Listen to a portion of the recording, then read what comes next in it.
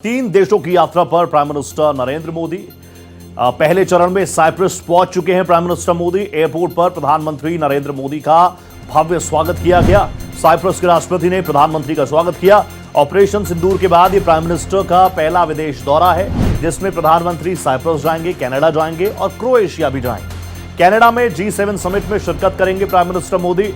लगातार छठी बार 2019 से लगातार स्पेशल गेस्ट के तौर पर भारत को इनवाइट किया जा रहा है और कनाडा भी जाएंगे। अब कनाडा जाएंगे तो इसमें बहुत सारी चीजें खास हो सकती हैं दोनों राष्ट्रों के लिए, दोनों राष्ट्रों के सिटीजन्स के लिए। क्यों? एक वक्त ऐसा था कनाडा को मिनी इंडिया कहा जाने लगा था। फिर वहां पर आपने देखा होगा कि खालिस्तानी प्रो कुछ ज्यादा ही एक्टिव हो रहे थे।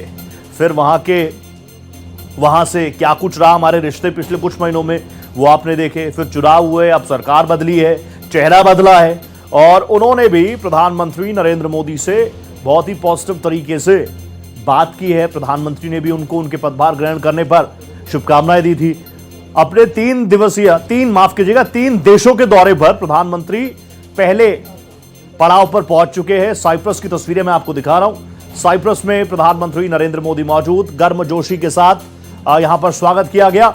महिमा कटारिया मेरे साथ मेरी सहयोगी जुड़ चुकी है।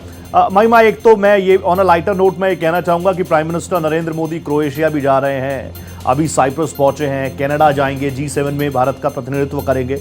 एक ये भी है कि इन तमाम देशों के बारे में हर किसी को इंक्लूडिंग मी हमें जानने का बड़ा मौका प्रधानमंत्री दे देते हैं। अब लोग क्रोएशिया के बारे में भी पढ़ रहे हैं, अब लोग जो है साइप्रस के बारे में भी पढ़ रहे हैं और कनाडा के साथ जब कनाडा पहुंचेंगे तो उस बारे में बात करूंगा। लेकिन अभी साइप्रस पहुंच चुके हैं प्राइम मिनिस्टर मोदी, कितना खास है?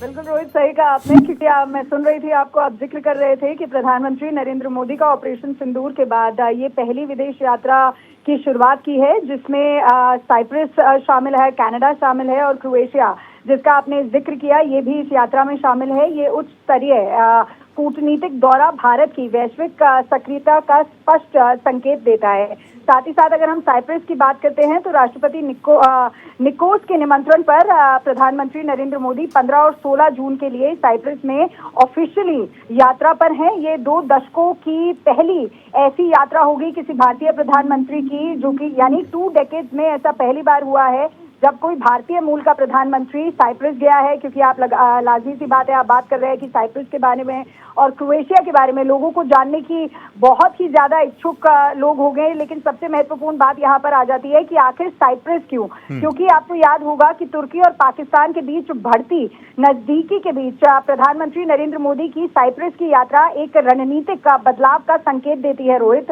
और ये एक ऐसा यूरोपियन संघ देश है जिसके संबंध जो काफी मजबूत जो है वो इंडिया के साथ है। लेकिन तुर्की की अगर हम बात करते हैं तो तुर्की से अक्सर मतभेद में रहता है ये देश और भारत की आतंकवाद रोधी कार्यवाही का समर्थन भी करता है। और वो गर्मजोशी साफ तौर पर नजर आ रही है दोनों देशों के राष्ट्राध्यक्ष जब मिल रहे हैं। ऑब्वियसली प्राइम मिनिस्टर मोदी का तो एक स्टाइल है, जहां जाते हैं वहीं के हो जाते हैं, जो लोग उनके सामने आते हैं, चाहे छोटा देश हो बड़ा देश हो, बहुत ही गर्मजोशी के साथ प्राइम मिनिस्टर मिलते हैं। लेकिन आप देखिए साइप्रस के भी जो राष्ट्राध्यक्ष हैं वो बहुत शानदार तरीके से प्रधानमंत्री का वेलकम कर रहे हैं एयरपोर्ट पर। थैंक यू महिमा, आगे भी जुड़ूंगा आपके साथ। फिलहाल बहुत धन्यवाद।